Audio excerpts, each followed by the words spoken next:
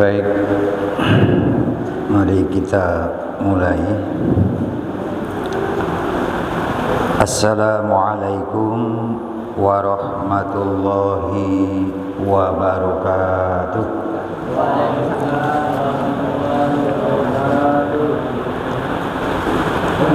Bismillahirrahmanirrahim.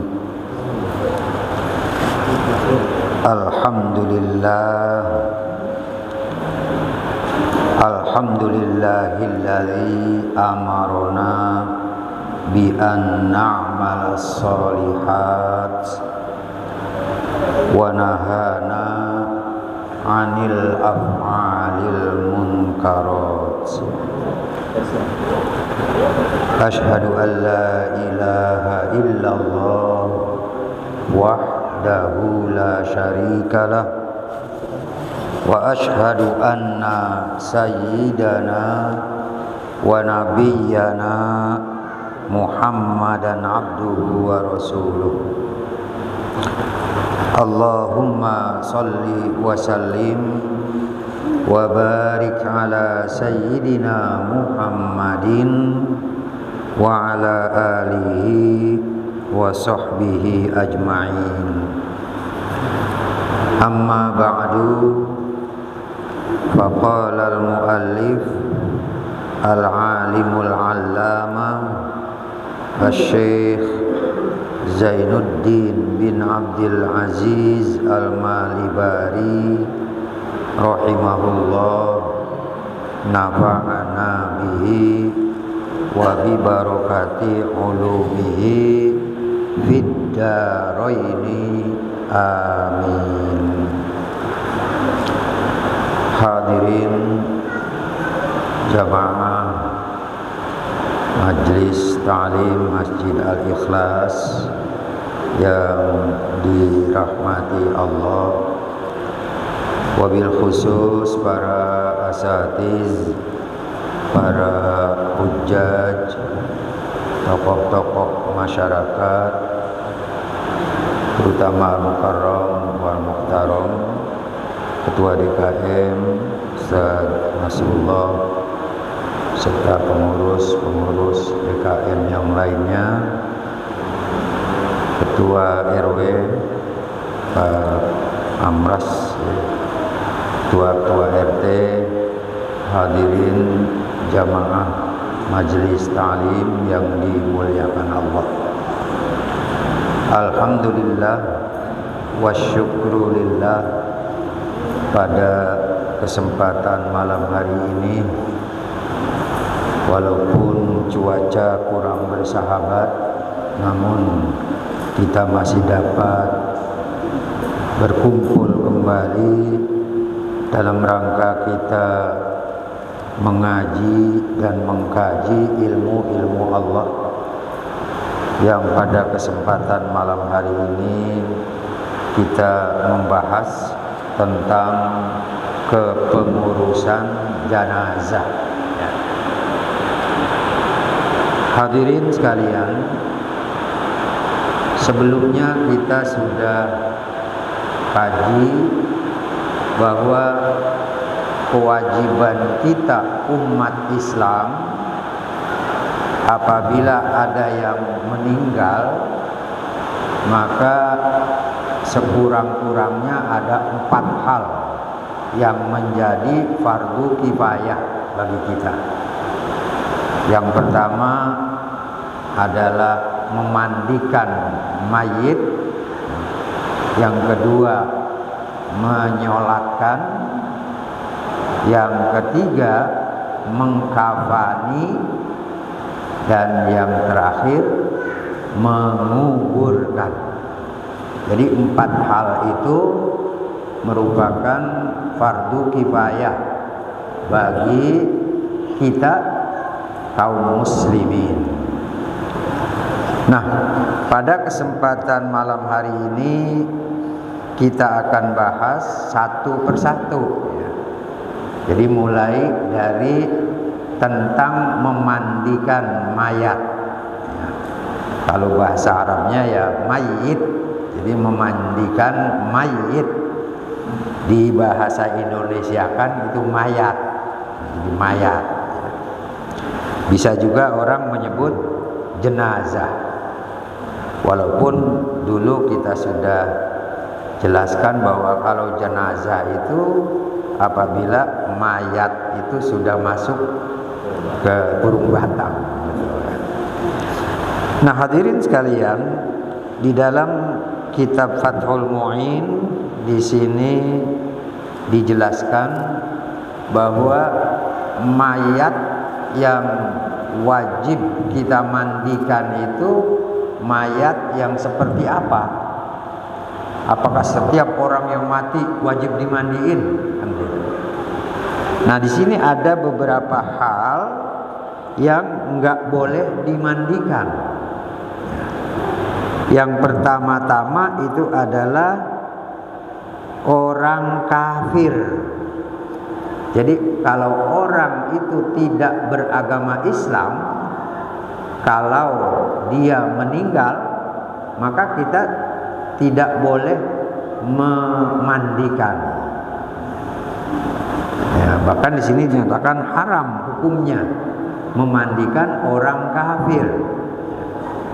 Karena ada dalil yang menyatakan bahwa Allah Subhanahu wa taala berfirman, di mana di sini kata Allah, a'udzu billahi minasyaitonir rajim, wala tusalli ala ahadim minhum mata abadan, wala tusalli ala ahadim minhum mata abadan, dan janganlah kalian sholatkan. Jadi walaupun di sini disolatkan, jadi disolatkan nggak boleh, begitu pula dimandikan, jadi tidak boleh juga. Jadi orang yang tidak beriman kepada Allah dan Rasulnya, orang yang tidak beriman kepada rukun iman yang 6, itu kalau meninggal, kita selaku umat Islam tidak boleh memandikan, tidak boleh menyolatkan. Nah, ada dalilnya di surah At-Taubah ini ayat 84. Wala tusalli ala ahadim minhum mata abadan.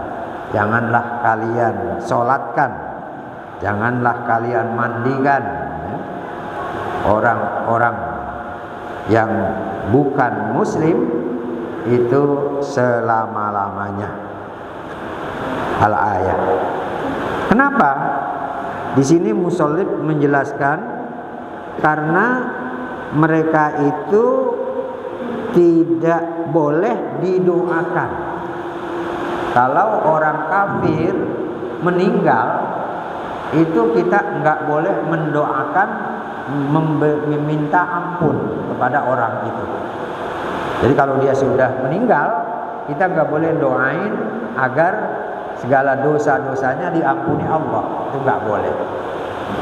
Kecuali kalau dia itu masih hidup, kita doain agar dia diberikan hidayah ya.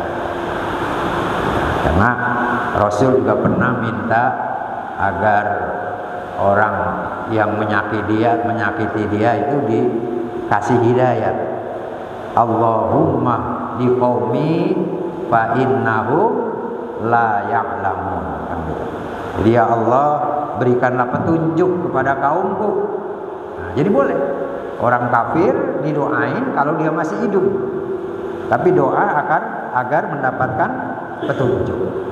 Tetapi kalau dia sudah meninggal, itu kita tidak boleh mendoakan agar segala dosa-dosanya diampuni. Enggak boleh. Dengan dasar tadi surah At-Taubah ayat 84. Wala tusalli ala ahadim minhum mata abadan. Jadi jangan kau sholatkan, karena kalau kita nyolatin seolah-olah mendoakan. Di antara mereka orang-orang kafir itu yang sudah meninggal abadan, selama-lamanya enggak boleh. Wala takum ala qabrihi, janganlah kalian berdiri di atas kuburnya. Nah, di atas kubur orang Islam aja juga kita nggak boleh, apalagi mereka. Jadi kita nggak boleh berdiri nginjek kuburannya, nggak boleh. Innahum kafaru billahi wa rasulih, karena mereka itu sudah ingkar kepada Allah dan Rasulnya. Wa matu wa hum fasiqun, dan mereka matinya dalam keadaan fasik. Jadi satu yang nggak boleh dimandikan adalah orang-orang kafir. Kemudian di dalam sini dijelaskan juga, begitu juga anak-anaknya.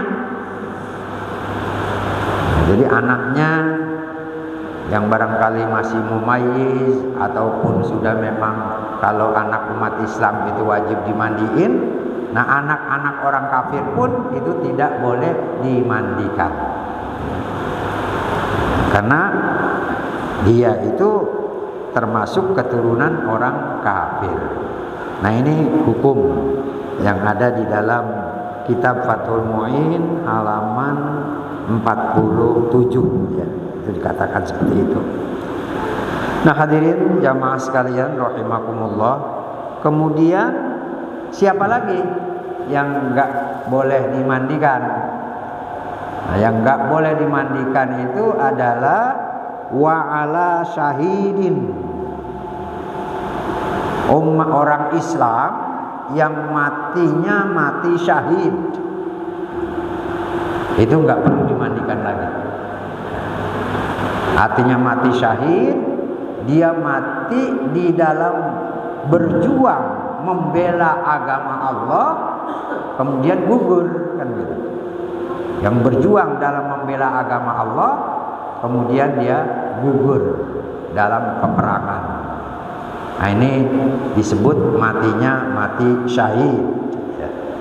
Nah, itu juga enggak boleh dimandikan dan tidak perlu disolatkan, karena ada hadis Rasulullah Shallallahu Alaihi Wasallam pernah bersabda, di mana li'annahu Shallallahu Alaihi Wasallam lam yusil qatla Uhudin. Li'annahu Shallallahu Alaihi Wasallam lam yusil qatla Uhudin. Karena Rasulullah Sallallahu Alaihi Wasallam tidak memandikan orang-orang yang mati dalam perang Uhud, termasuk paman beliau sendiri, yaitu Sayyidina Hamzah. Itu waktu perang Uhud gugur, dan itu enggak dimandikan lagi, langsung dikuburkan, tidak dimandikan dan juga tidak disolatkan. Nah, jadi orang yang mati syahid itu tidak perlu dimandikan. Kenapa? Karena ruhnya itu sudah menjadi syahid, saksi bahwa dia sudah dijanjikan surga oleh Allah Subhanahu wa ta'ala. Maka tidak perlu lagi dimandikan dan disolatkan. Itu orang yang mati syahid. Nah, hadirin, syahid itu ada beberapa macam ya. Ada syahid dunia akhirat namanya, dan ada syahid dunia saja, dan ada syahid akhirat saja. Syahid dunia akhirat itu dijelaskan bahwa mereka yang meninggal di saat berperang membela agama Allah. Ya, misalnya kita sekarang karena PKI ini kelihatannya sudah mulai muncul. Nah, tahu-tahu PKI ini menyerang kita, ya. Dia sudah menyatakan perang dengan umat Islam. Nah, tentu umat Islam ini harus membela, li'i'la'i kalimatillah, membela agama Allah. Nah, kalau di dalam peperangan itu syahid, itu dia termasuk syahid dunia akhirat. Disebutnya syahid kubro. Nah, yang ini yang tidak boleh dimandikan dan tidak boleh disolatkan. Untuk mengkafani saja itu pakaian yang ada itu nggak boleh dibuka, dibungkus saja. Darah-darahnya pun jangan pakai dicuci, udah bungkus saja, langsung dikuburkan. Itu yang syahid kubro, dunia akhirat. Nah, sedangkan yang dua, syahid dunia, misalnya dia berperang membela tanah air. Nah, misalnya mempertahankan Pulau Natuna sehingga terjadi pertempuran. Nah, kita meninggal di situ, matinya dapat pahala syahid. Cuman syahidnya syahid dunia, gitu. Jadi syahidnya syahid dunia. Artinya kepengurusan jenazahnya seperti orang biasa, gitu. Wajib dimandikan dan wajib juga disolatkan. Itu yang syahid dunia. Jadi membela urusan negara dan dunia. Jadi membela urusan dunia. Nah, begitu juga yang ketiga, yaitu syahid akhirat. Nah, ini soal kepengurusan jenazahnya pun sama seperti orang mati biasa, cuma dia mendapatkan pahala syahid, gitu. Misalnya wanita, ibu-ibu yang meninggal gara-gara berjuang melahirkan anaknya, itu termasuk mati syahid. Cuman syahidnya syahid dunia. Atau karena adanya musibah besar, ada penyakit taun, ya, muntaber, sehingga banyak yang meninggal, itu pun syahid. Cuma syahid akhirat, gitu. Nah, ada yang tanya, bagaimana wabah kemarin, pandemi? Nah, sebagian ulama menyatakan itu kalau memang betul-betul terjadi, itu syahid. Nah, hanya syahidnya syahid akhirat, gitu. Walhasil yang tidak boleh dimandikan itu adalah yang nomor satu tadi. Jadi syahid dunia dan akhirat. Jadi orang yang mati syahid karena mempertahankan agama Allah. Jadi mempertahankan agama Allah, maka dia tidak perlu dimandikan dan juga tidak perlu disolatkan, karena ruhnya itu sudah menjadi syahid, saksi atas kematian dia. Matinya kenapa? Litakuna kalimatullahi hiyal ulya, membela agama Allah yang maha tinggi. Litakuna kalimatullahi hiyal ulya. Nah, adapun tadi ada syahid dunia, syahid akhirat.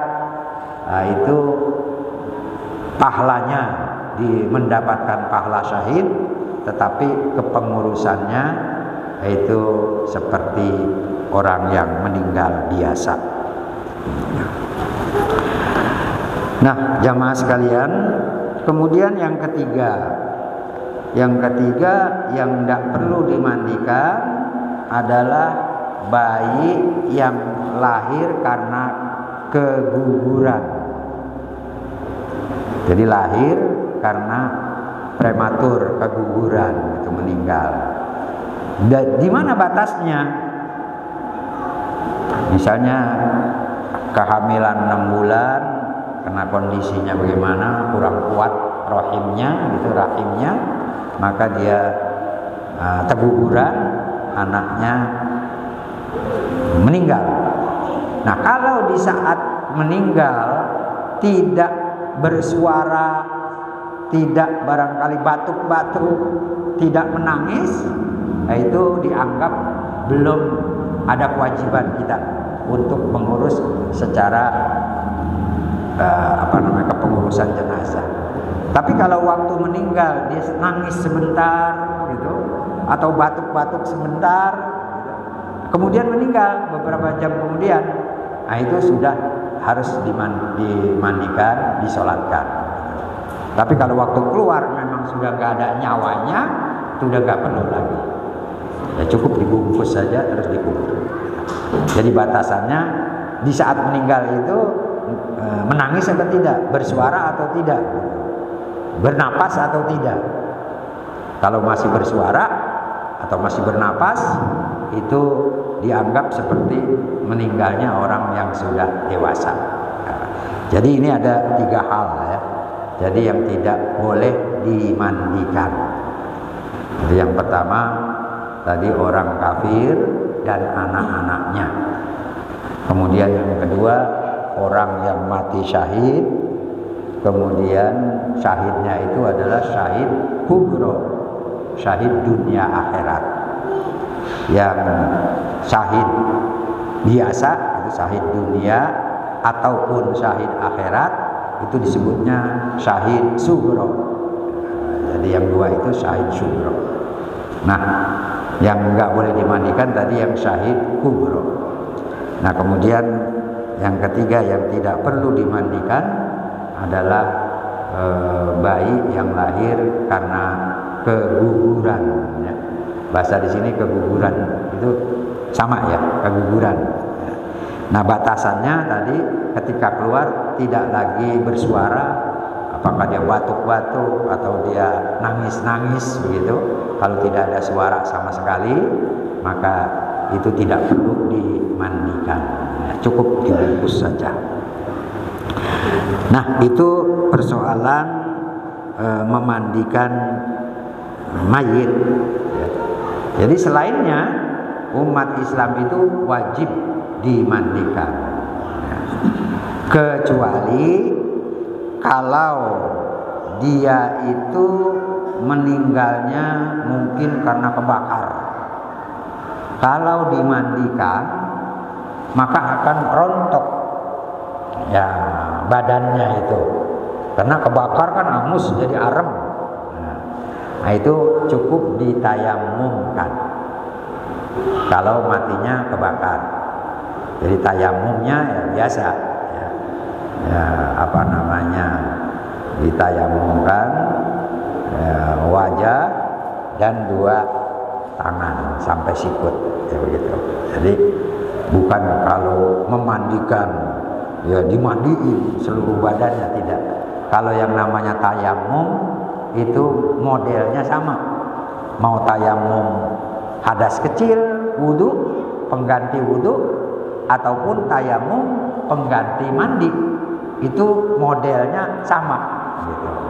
Jadi bukan berarti kalau pengganti mandi diaur-aurin semua badannya, tidak.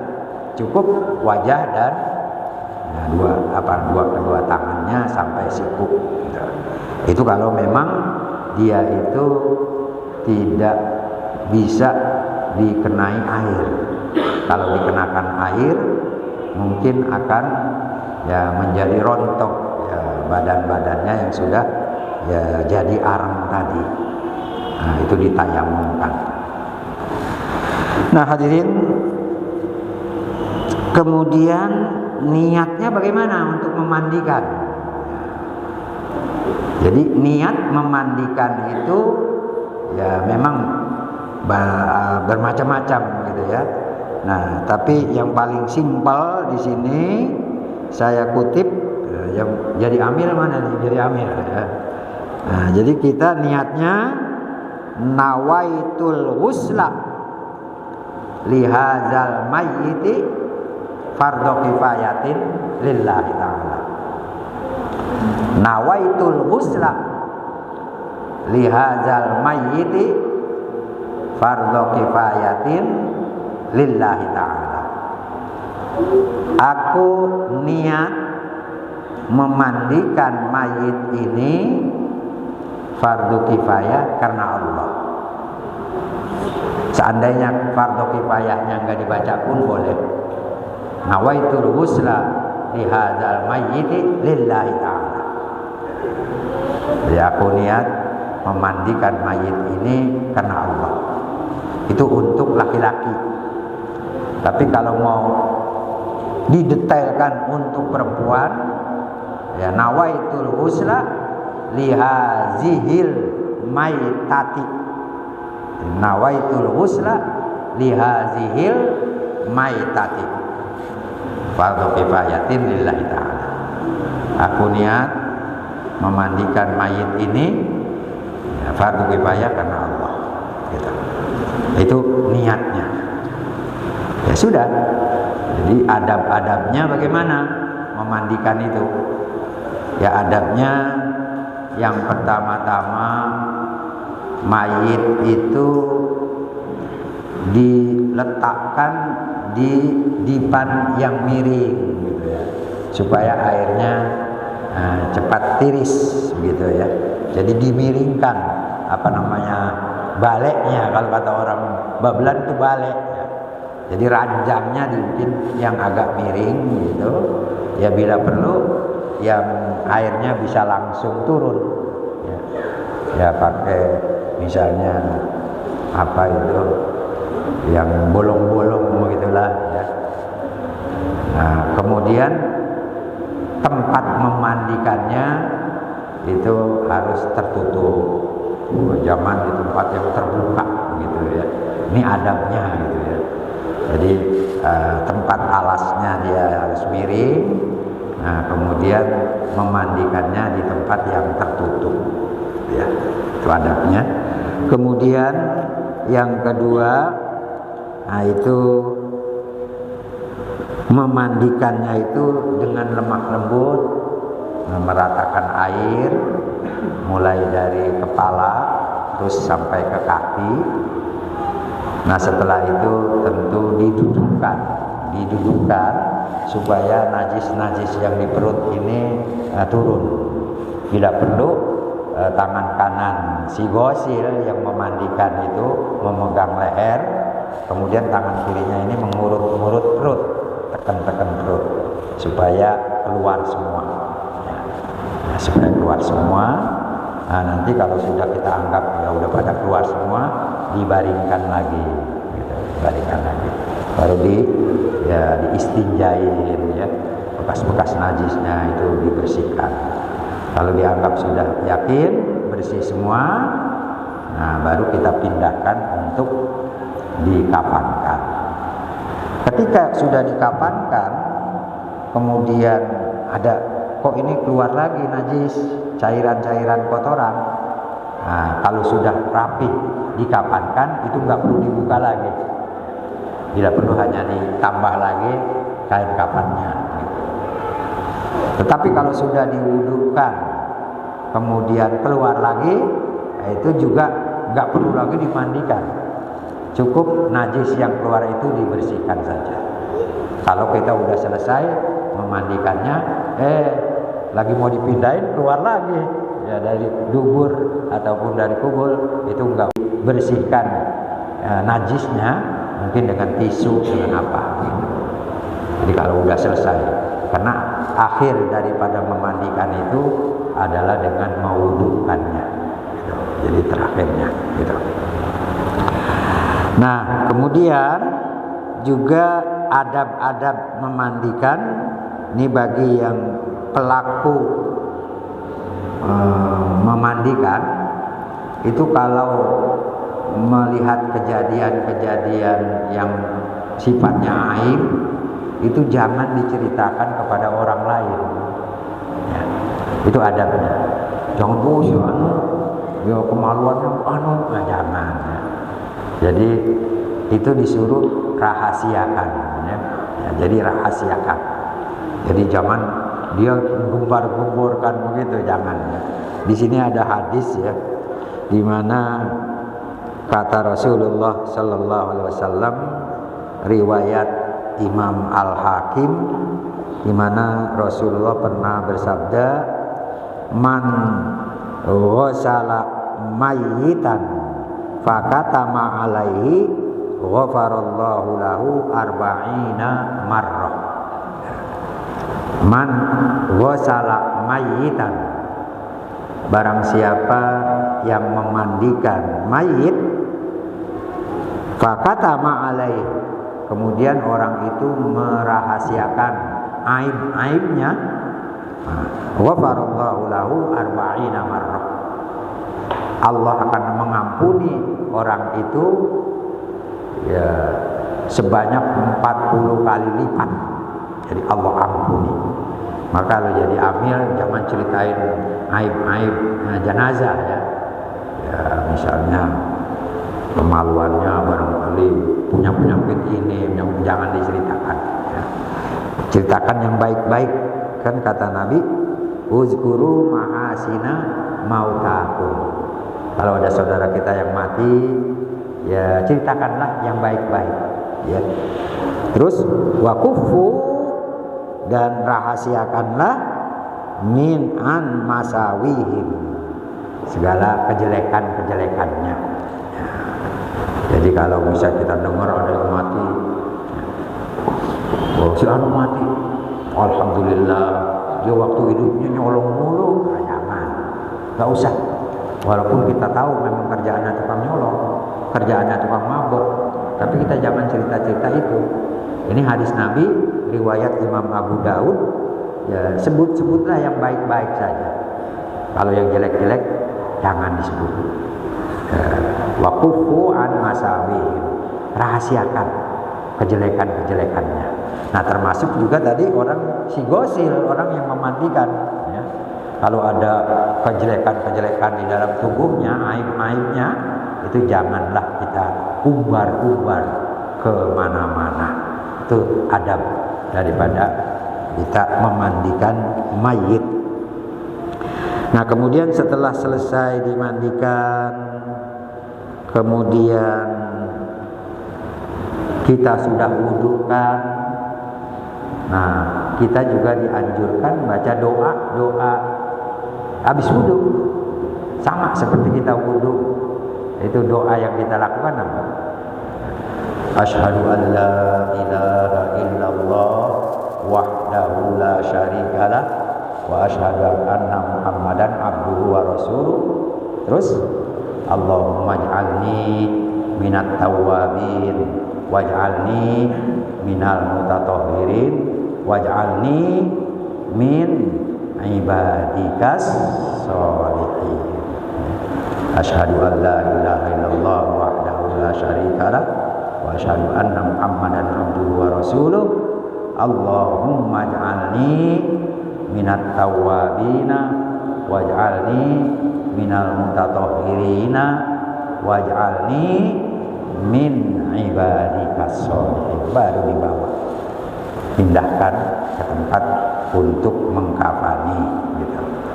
Jadi itu ya, yang menjadi adab-adab memandikan mayit. Nah, saya kira ini barangkali tentang tata cara memandikan mayit dan adab-adabnya. Sementara itu mungkin ada tambahan, dipersilakan. Ya.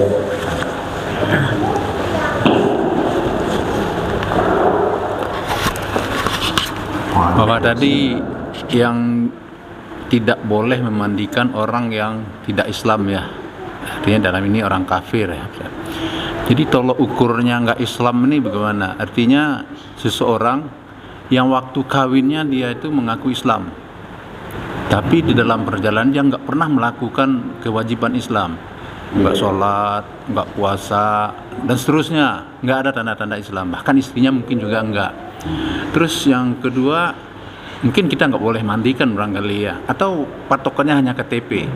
Terus pertanyaan selanjutnya, bahwa dia ini udah keluar dari agama sebelumnya, jadi yang menyelenggarakan kan nggak diselenggarakan oleh agama sebelumnya.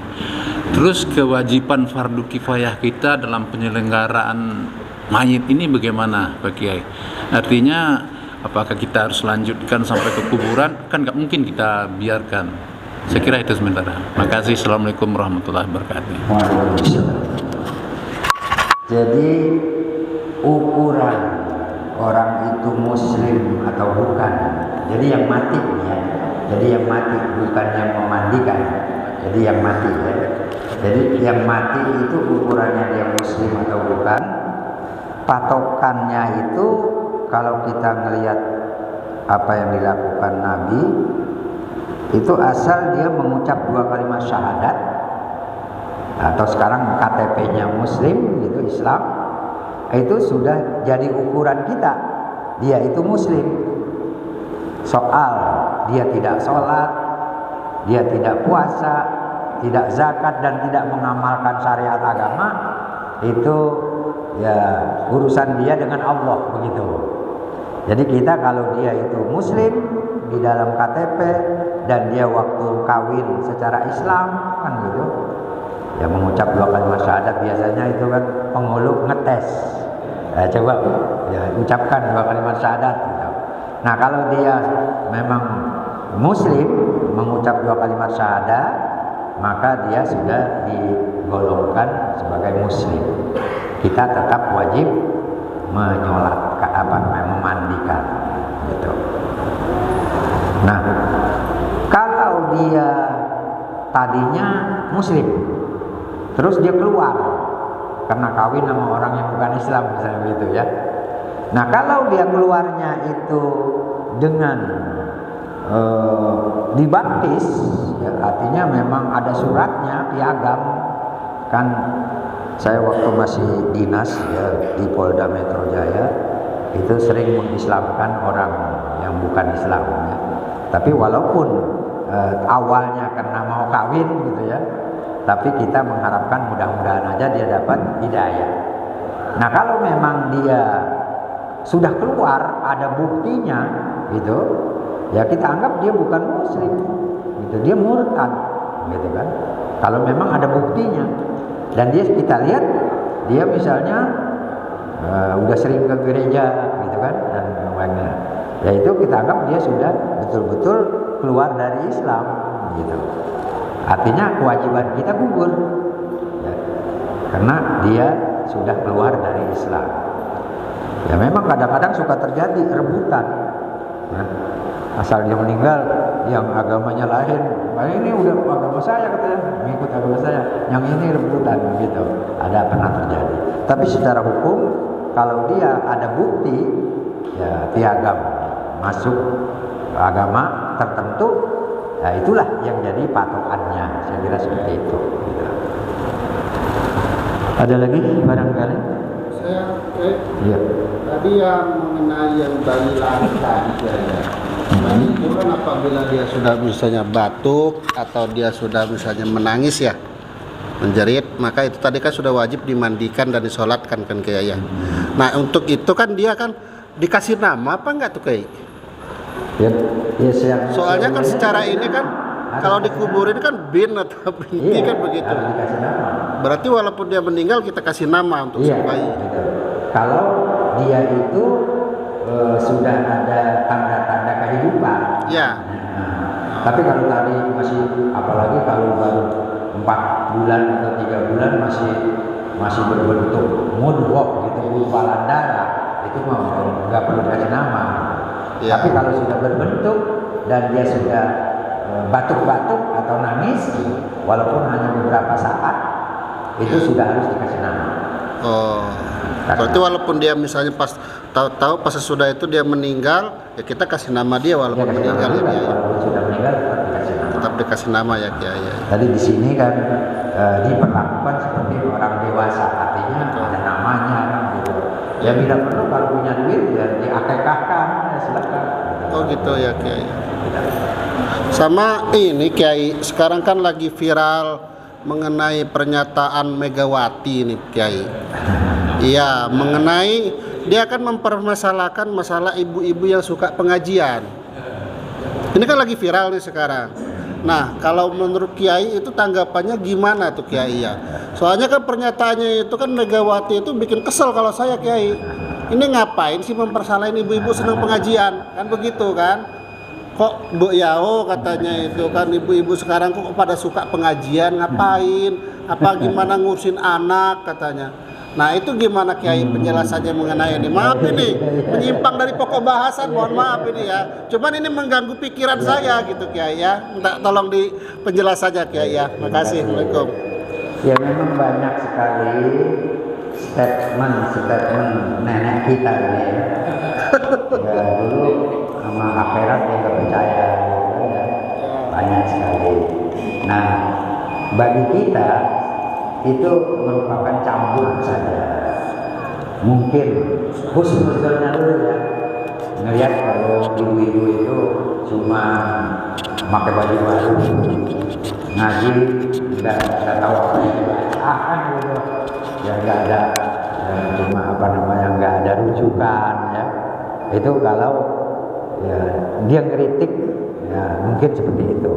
Tapi kalau kritikannya menganggap dia nggak percaya, ya itu ya dia sudah termasuk orang murtad sebenarnya, ya, murtad. Ya dulu pernah dia bilang ya, akhirat itu seperti mimpi, katanya kan begitu. Ya pernah juga ya. Nah, saya sendiri belum baca, belum pernah dengar itu bunyinya bagaimana itu. Sebenarnya perkataan itu kan begini, kan saya heran dengan ibu-ibu sekarang. Gitu. Kata-katanya kan begitu. Kenapa ibu-ibu sekarang itu pada suka pengajian? Apa enggak ini gimana ngurusin anaknya, suaminya di rumah? Kalau lebih mengedekatkan pengajian. Ya kalau secara saya pribadi, kalau orang tahu fadilahnya cuma pengajian, duduknya kita saja kan dapat pahala. Iya. Oh ini dipermasalahkan orang ngaji gitu. Padahal dia figur publik gitu kan. Iya. Kan kita Iya. Ya. Baik ya. Bagi saya itu yang nggak pantas sebenarnya. Nggak pantas mengucapkan kata seperti itu. Dimana di dalam Islam kan wajibnya kita menuntut ilmu itu dari kecil sampai mati. Jadi watlubul ilma minal mahdi ilal lahdi. Tuntutlah ilmu mulai dari buayan sampai ke liang lahat, artinya tanpa batas. Kalau masih kecil dia itu informal, jadi ngikutin ayah ibunya kan gitu, itu namanya informal. Nah setelah dia umur 6-7 tahun mulai pendidikannya formal. Setelah S1, S2, S3, misalnya sampai S3 begitu, dia berkeluarga, masih tetap cuma secara non formal kan gitu. Jadi informal, formal, non formal. Nah kita ini termasuk yang non formal, nggak di kelas-kelasin kan, sama semua kan gitu. Ya, jadi itu memang perintah agama. Ya. Jadi bukannya hanya rekayasa umat Islam, banyak sekali ya yang menyatakan bahwa ilmu itu memang harus dicari, gitu kan? Dan juga derajatnya orang berilmu itu sangatlah tinggi. Yarfa'illahu alladzina amanu minkum walladzina utul ilma darajat. Allah akan angkat orang-orang yang beriman di antara kalian dan orang-orang yang berilmu ke derajat yang lebih tinggi.